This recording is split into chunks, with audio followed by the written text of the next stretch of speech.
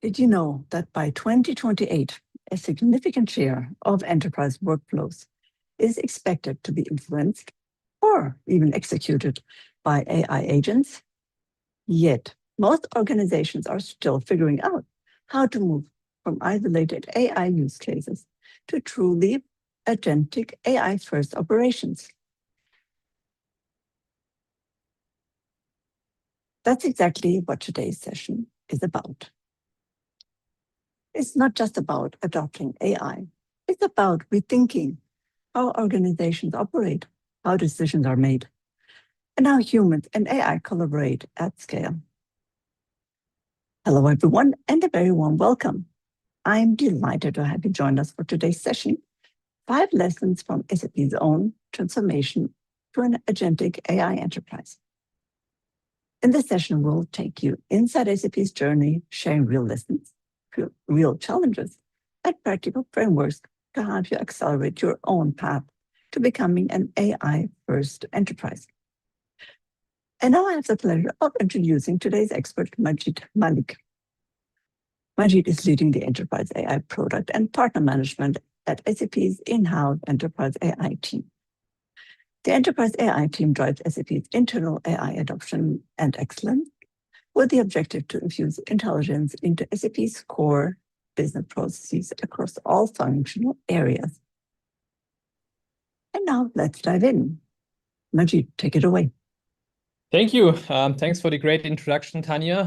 Also from my side, welcome everyone listening in to our Inside SAP series, where I would like to give you some insight from SAP, from the IT organization of how we are transforming SAP from the within towards an agentic AI enterprise, and also the lessons that we learned along the way. So things that have been worked out for us pretty good, others that maybe have clearly not. You can't expect here for me now a product pitch or a sales pitch or whatever. I just want to share with you real lessons that we learned along the way on transforming SAP to a real agentic AI enterprise, and also from my perspective, an honest opinion on where we stand on this journey currently. Quick context additionally to what Tanya already shared. So our team, our unit, the Enterprise AI team, we are basically responsible for shaping SAP's internal AI journey. And we do that guided by a very, very clear vision and objective. We want to bring AI to every single business process, to every system, and to every employee, wherever it makes sense. And we have been doing that now, I would say, the past 10, 15 years, a bit more than that, maybe even. We started with every team, very small, with the first experiments, the first POCs. But then the real struggle is of how you move to an enterprise scale. Today, like I said, it's all about sharing what has worked for us over the year and things that have not, and how we translated out of that 5 key lessons that we learned along the way, and moved that into the foundation of our today's enterprise AI operating model. So it's a bit of a context, and what we see right now across the industry, I think is a very common and typical behavior or observation, is that many organizations, they spend millions into their AI initiatives. In average, the survey shows an organization spends more than 26 million on their internal AI initiatives, POCs, development, and so on. And I think this is a very, very good sign, because it's well understood that AI is a key differentiator. Executives, be it in customers, partners, competitors, whatever, understood that AI is a real game changer, and they are investing really heavy into their AI topics. But if we look into the return on investment, on the actual impact, that picture suddenly changes, because we see only 16% of those organizations are actually able to have a positive return on their investment, or even worse, to be able to quantify their business value overall. So what we clearly see is that there is a huge, huge gap between what I like to say, AI promise and the AI reality. So there's a huge value gap in between. And this tells us 2 very, very important aspects. The first one being that like I said, the investment is there, the priority is given. So the promise and the potential and value in AI is huge. So that side is very clear. And the other aspect is that I believe the real challenge is not that AI is not providing value. The real challenge is of how organizations can move from their early POCs, experiments, into really making sure AI is deeply embedded as an enterprise-wide capability into the day-to-day operation. So that's the real challenge of how you move out of this experimentation POC zone into a real enterprise-wide adoption. Now you can maybe go even further, and you could ask me, is it even worth it to invest into AI if only 16% of organizations are able to have a positive return on their investment? Definitely a fair question, and a common question that we also receive from customers, from colleagues, from the overall community.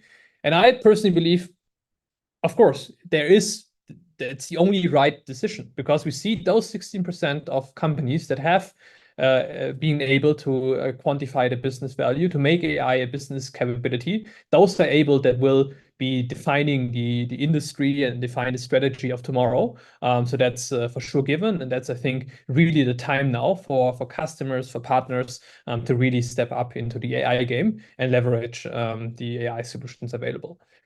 And maybe already today, what you see in your own organization, if you are running your first POCs and experimentation, that from time to time, there is this one AI use case that literally pops, that literally provides the value back to your community, back to your employees, that helps you to reduce costs, for example. So really a use case that is providing you value and is popping across the organization is being widely adopted.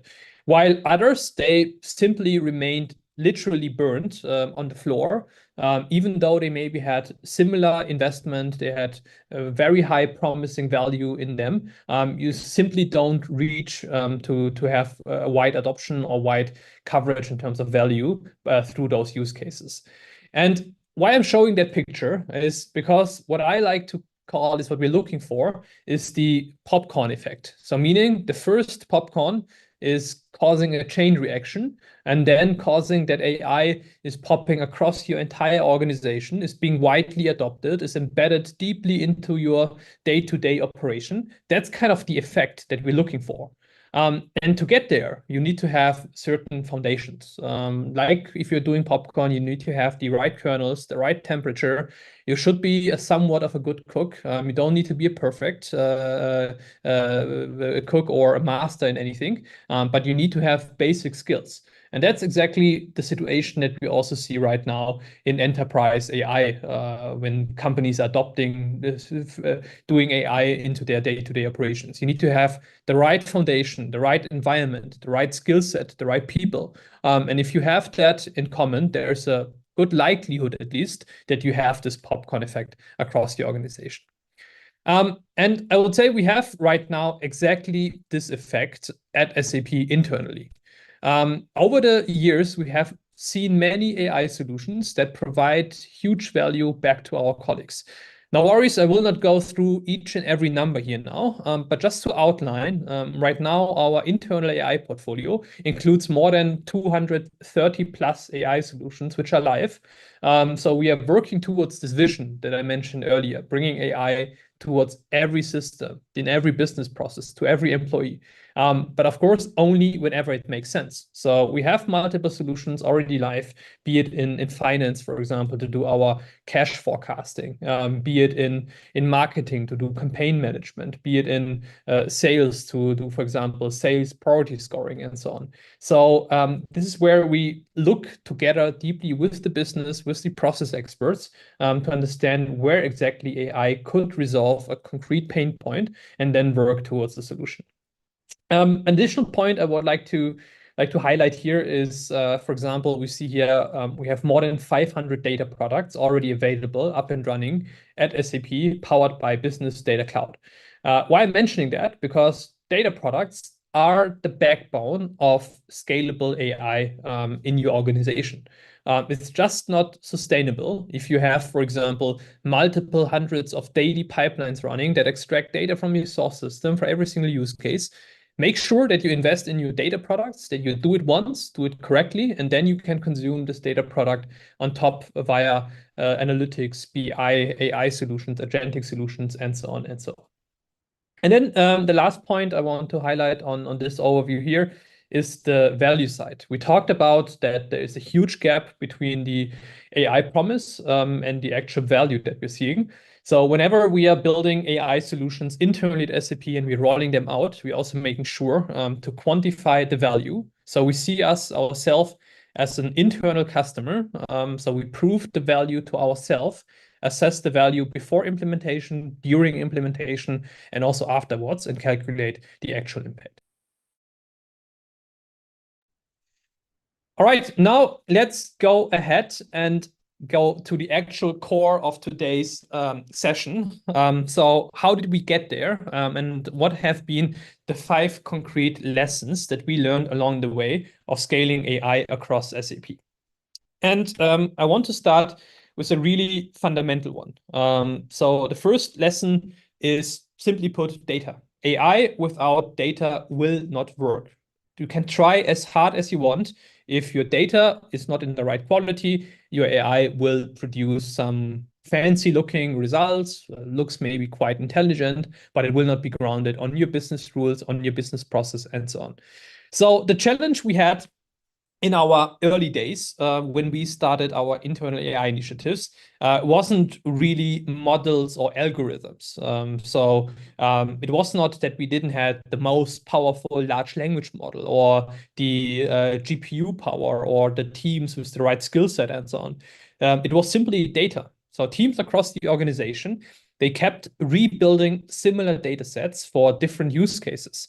Instead of reusing what already existed. So literally every single AI initiative would start usually with a typical overview about looking into the AI or looking into the use case, then assessing, for example, what data products, what systems might be reused, and then the team would start building a pipeline from scratch, basically. And that's, of course, not scalable.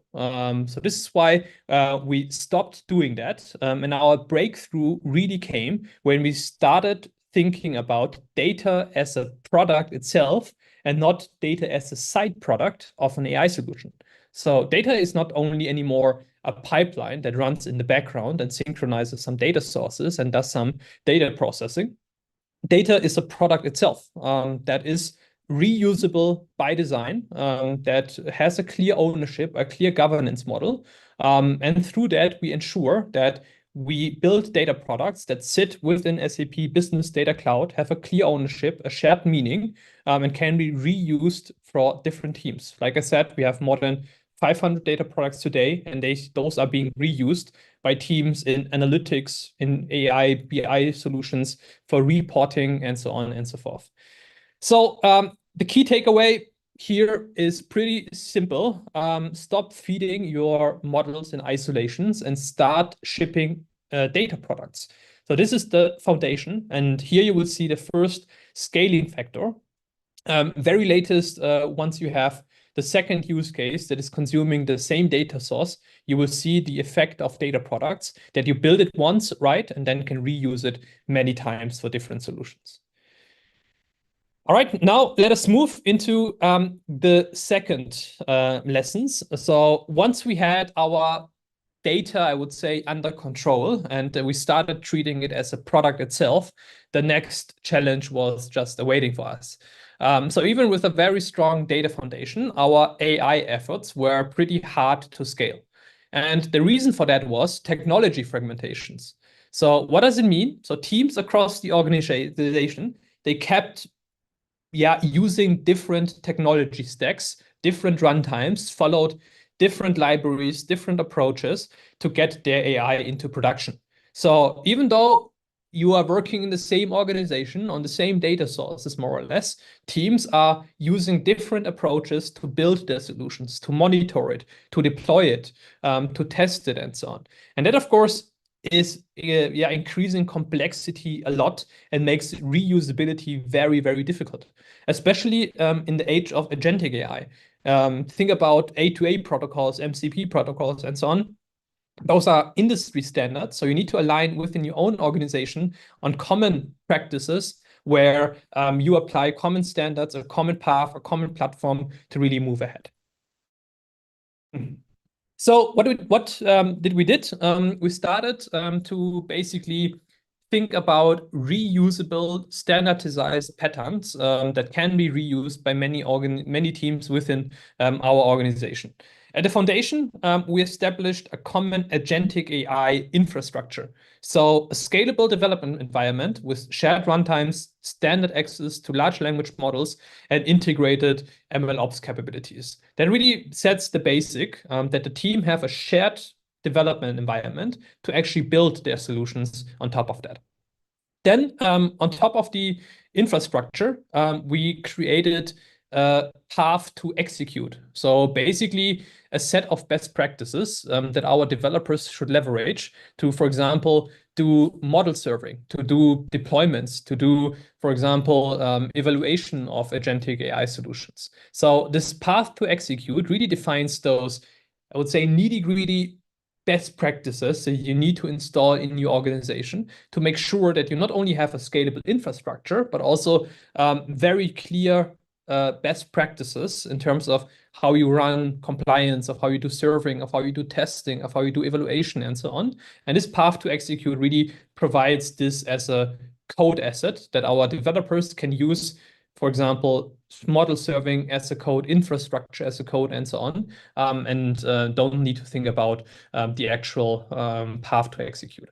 And then on top of that sit the actual use case. And that's where we see the actual engineering effort being done. So our development teams, they don't need to care about the infrastructure.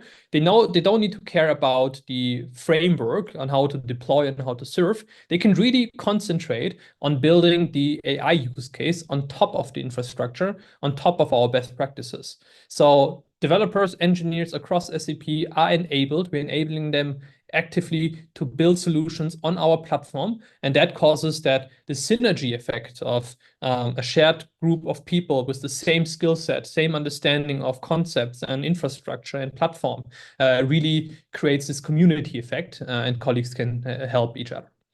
So the key takeaway for the second lesson is after you standardize your data as data products, you must standardize execution. Scale will only come if you have a shared platform and a common path. So stop reinventing the tech stack for every single use case. Don't jump on the next cool cloud platform to develop something. Choose a platform and then stick to that and build the infrastructure and the framework and the best practices around this. This is really where you will see a long-term scaling effect across the organization. And now looking before ahead, and I think at this point of time, we saw at SAP the first popcorn effect. I'm bringing back this, so you will hear this popcorn reference all over my presentation.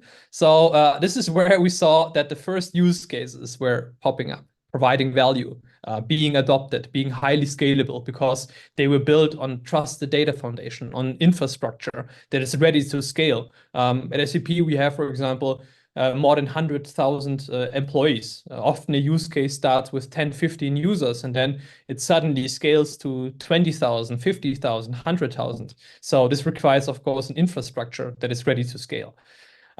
But at the same point, once we saw that the first use cases succeed, we also noticed that success was only available to very few expert teams. It was usually the teams that built the infrastructure, that built the data products, that created the best practices. And so while it was successful in few occasions, in other use cases, it clearly failed.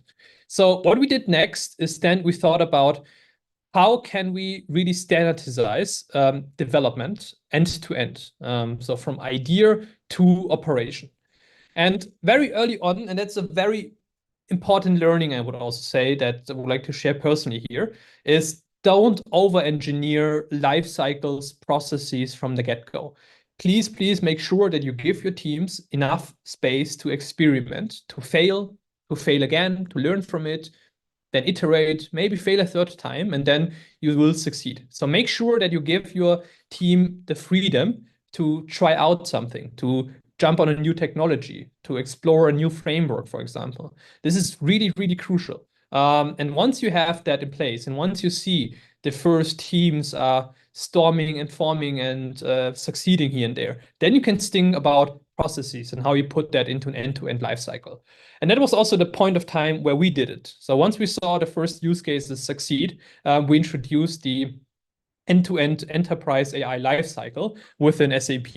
And this lifecycle basically defines how an AI solution moves from idea to operation. And how this lifecycle is being structured is very simple in 4 phases. We do initially a discovery phase, so new use cases, new ideas are being discovered. We, for example, run internally discovery workshops, like with a customer. We do it internally as well. We sit together with the business. We look into the process in Signavio, for example, use process insights to identify bottlenecks in Signavio, and then ideate together of how a solution might look like. Then we move into the actual design phase, where we talk about requirements, solution architectures, for example, where we look into first compliance questions, where we look into the value of the use case, of course. The actual delivery happens on our platform, on the data products, infrastructure, and so on and so on. And then last but not least, of course, the operation, where we also need to look into adoption, rolling it out, communicating it to the employees. One thing I want to highlight on that overview is the small diamond icon that you see at the top. We already talked about this early in this presentation. We talked about value management, return on investment. Like I said, we are treating every single internal AI initiative as a business case itself. So if you want to develop an AI solution at SAP, you need to prove the value back to the organization. Through that, we make sure that we only invest into the solutions that really bring SAP further in terms of reducing costs, increasing revenue, reducing compliance risks, and so on. So what we do is during the submission, we ask for a value identification. So a first business case is being submitted. This is then being refined as closer we move into the design and deliver phase. So we build up assumptions, we use data to actually back our assumption, and so on. And then the most crucial phase, of course, is the value realization. Once the use case is live, we make sure that we collect telemetry data, adoption data, that we run end user surveys to really see if the AI solution is providing the value that we initially thought. So we're comparing the hypotheses from the beginning with the actuals. And through that, we are feeding and improving our value management over and over again. So with every use case that we develop, our controlling teams, IT teams, business teams, they will get a much, much better understanding of how to see AI in your organization. All right, moving ahead, and through this life cycle, you also create this kind of funnel effect that you really want to have in place. So there are many colleagues, people that have great ideas, and it's good that they have amazing ideas, but you really need to concentrate on the most important topics that really move the needle, that really can reduce costs, make you more efficient, and so on. So through this kind of life cycle approach, that you make sure that you have different quality gates across the process. That you have quality gates around, for example, the technology. Is it even technically feasible? Is it maybe something that is duplicated? Is it something that is providing value? Are the costs maybe higher than the actual value that you're providing? So make sure that you install those quality gates very, very clearly and also execute against them very strictly, because otherwise you will see investment into cases without any clear business case, and then it will be very difficult to justify the token costs, other costs that you have been generating.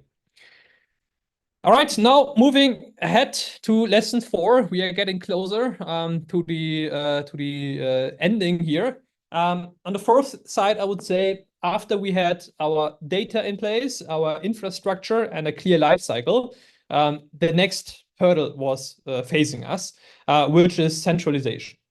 Don't get me wrong, centralization is great and is exactly needed once you are beginning. In the beginning, you need to have a center of excellence or a central team, which is owning the platform, the path to execute, and it's also building the solution. So a very small team, very narrow, that is highly paced, highly skilled, that is really storming this phase and creating the first use cases that provide value to the organization. But whenever you reach a certain tipping point and you have the first use cases in place, a centralized effort gets to a bottleneck because every single demand will be required to be delivered or will be to be developed by the central team. At this point of time, you need to think about what we call a hub and spoke model. So that you have a central hub, the COE team, which owns the platform and the best practices, and then have multiple spokes team that leverage the central offering, that are working very close together with the hub, but then building solutions directly with the business. And that's exactly the setup that we choose for SAP within our IT organization. My team, our team, the Center of Excellence, we are serving as the hub. We own the platform, the path to execute. We build certain use cases still to stay close to the implementation and to check the capabilities of our platform for sure. But then we are scaling through decentralized spoke teams, which are organized along our line of businesses. So we have a dedicated IT team for HR, for sales, for marketing, for finance, and so on. And those teams also deliver the AI solutions for that line of business.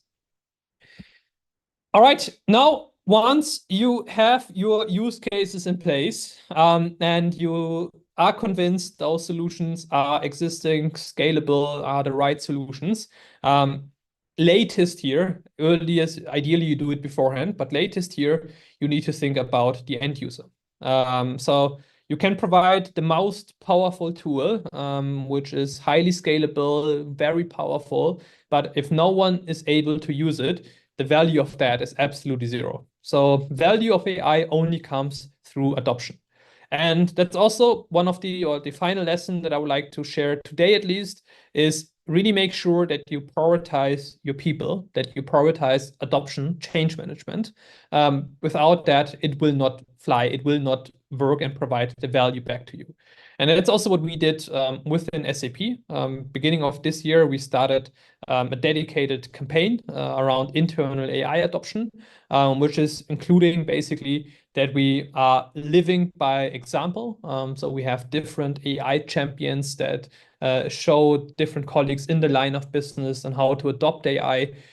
We have different show and tell sessions. We have ask the executive sessions where our executives show of how they work with AI. So we have different formats, on-site, online formats, hybrid formats, and so on, to really make sure that we support our colleagues in the role in the different environment they are in.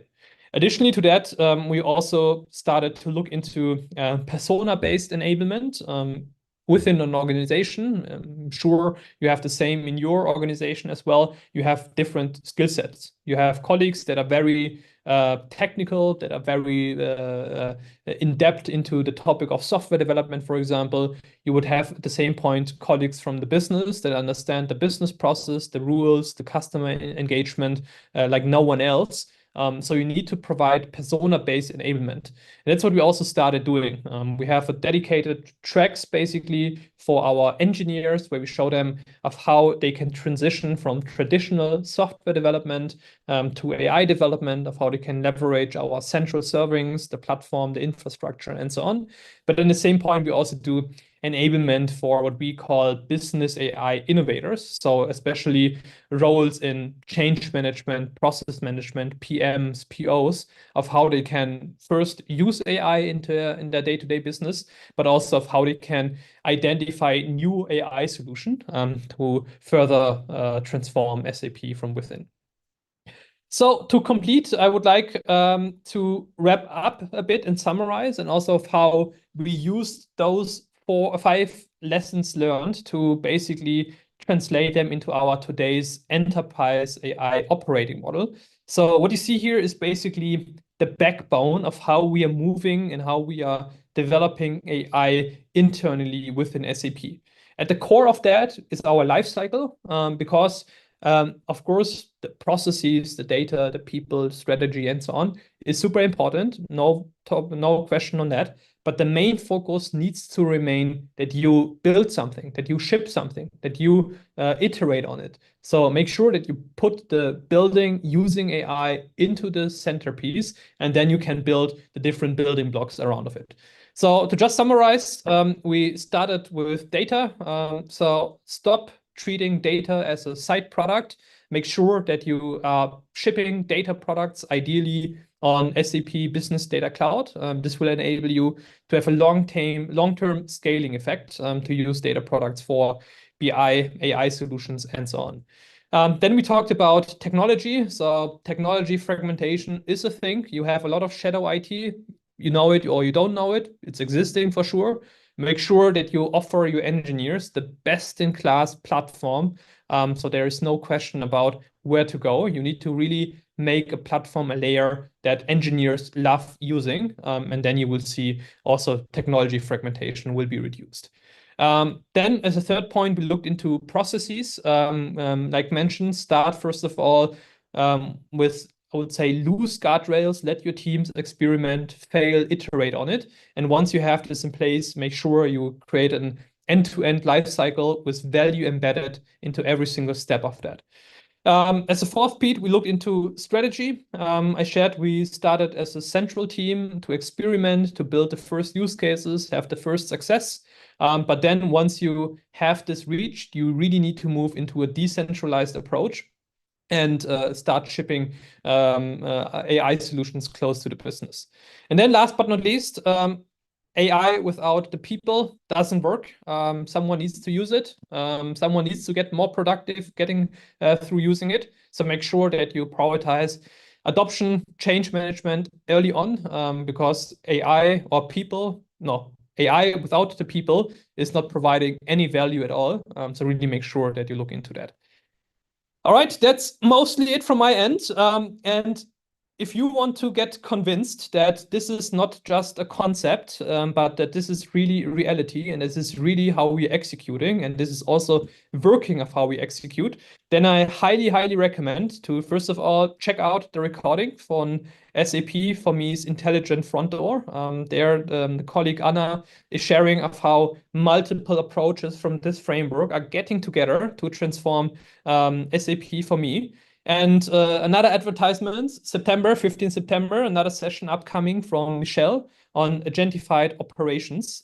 So here really Michelle will show how we are transforming customer support using that framework here. So I highly recommend you to check that out and see of how this concept really moves into reality. With that, thank you from my end, and back to you, Tanya, to see if there are some questions.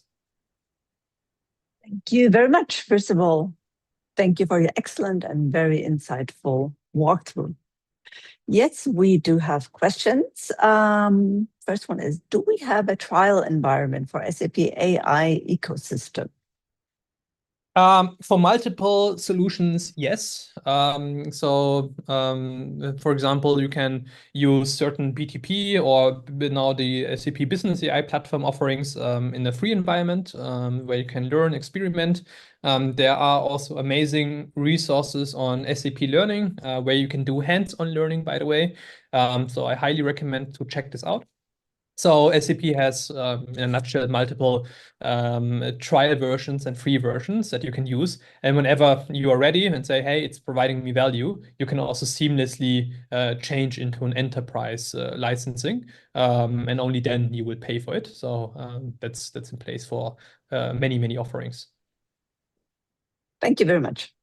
The next question is, will AI centers of excellence still exist in 5 years, or will AI capabilities be fully embedded in business teams? Good question. Yeah, that's indeed a good question. I say yes, definitely. So what we will see for sure is that business teams or IT teams that are close to the business will be owning more and more of the AI portfolio because it only makes sense to be close to where the AI solution is being used, is being operated 100%. But you will always have those, I would say, highly complex or very cross line of business use cases that are addressing multiple business processes. And exactly here, you need to have a center of excellence because the center of excellence has a rich experience of multiple years and can connect the dots and can make sure to really deliver those cross initiatives. So I would say, yes, it will exist. And I think it will have also a very crucial role, especially in the age of agentic AI, because you're not talking only anymore about a single step in a process, but about entire process chains and even across processes. So this is where I definitely see the need for a center of excellence. Thank you very much. I also have some questions. Looking around internally as well as externally, AI adoption varies strongly. There are some that, of course, they jump on any innovation train immediately. There are some that are more hesitant. According to you, is AI adoption inevitable for end users, or rather optional or even accidental? What is your take on that? Yeah. I think in the beginning, it's often accidental or it's not at least planned because I think it's a typical kind of a change management curve. Whenever there's a new technology, you first of all think you're a bit frightened and you're a bit hesitant and you don't want to use it. And then you have maybe at some tipping point and you see some potential and you start using it. And the traditional change management curve, how it is. And I think the same we see in AI. It first started with like, it sounds like yet another hype topic. And then everyone was only talking about AI and everyone thought about you can solve any kind of problem using just a large language model. And now I think we are at this point of reality where we say, hey, there are certain steps, certain processes, certain activities that must be automated with AI because it's the only logical conclusion. And I think here, especially in those kind of things, AI adoption is inevitable because if you don't use it, you will not be operating in the same scale like others do, like your competitors or new startups, especially. We see right now many startups that are AI native. They do their entire HR processes, finance, their entire operations in an AI native way. And I think to really make sure that you don't lose track there, AI adoption is mandatory. And ideally, it is driven by the people. So through convincing use cases, to change management and so on. That I think that is a very clear factor that we're seeing, that without adoption, you will have a hard time to stay relevant in that market. Thank you very much. And then you mentioned centralization and decentralization, but are there and the need to move towards a decentralized model? But are there also risks in moving too quickly? Can you move too quickly or too slowly? Yes, 100%. I think there for both of that, maybe starting with moving too quickly to a decentralization. I think that's what we saw in the early days of vibe coding, be it with Cloud Code or something similar. Because nowadays, building software solutions or AI solutions is incredibly easy. So you could, in theory, it's incredibly easy. You could start vibe coding and something happens and something seems to be working. But the real deal is of how you build enterprise-ready AI solutions. Because if your solution is 80% of the time correct and 20% it's not correct, this is not something that you can work with in an enterprise context. I can't, for example, do 80% of my time my financial closing correct and 20% it's wrong. That's not how it will work. So which is why you need to make sure if you're moving into decentralization that you move in a pace that you can enable teams on enterprise standards in terms of quality, in terms of compliance, for example. There are many regulations that you need to follow. So this is where I think there's for sure a certain risk, and you need to make sure to moderate that properly to enable colleagues to build something, also through no-code, low-code offerings, especially small personal productivity use cases. But whenever it moves into touching real business processes, my advice for now would be keep it with an expert team that is either enabled or essentially owning this topic. Otherwise, there is a huge risk for creating too much damage and not creating too much value. Thank you very much. There's another question. Can you talk a bit about SAP collaboration with N8N and an end client use case? Let me see. N8N and end client use case. Okay, I can talk about the N8N collaboration a bit more. So N8N will be or is natively integrated in Joule Studio 2.0. In the future, you can build your N8N workflows directly in Joule Studio and make sure that your workflows talk to Joule and are accessible to Joule as a central UI layer. N8N already today supports different SAP connectors. So you can connect to your S4 system, for example. So you can go ahead and, for example, build a workflow to support you with certain SAP tasks, transactions, get data out, do something with it. So that's the SAP approach. So there is a clear partnership between SAP and N8N, and it will be, like I said, natively integrated into Joule Studio, and you can use the advantage of both Joule and N8N directly embedded in one product. Thank you very much. We don't have any further questions in the chat, but I would like to offer, if anyone in live today or watching this video afterwards, if you have any questions, if you have experiences or opinions from your own projects, we would love to hear about them. Leave them in the comments area. And any questions you have, we will definitely answer them. And with this, I would like to say goodbye. Have a great day. Have a great evening, depending on where you are. And see you, I think, in 2 weeks. Right, in 2 weeks, we have the next session coming up on July 16. And with this, bye-bye. Thank you. Bye-bye.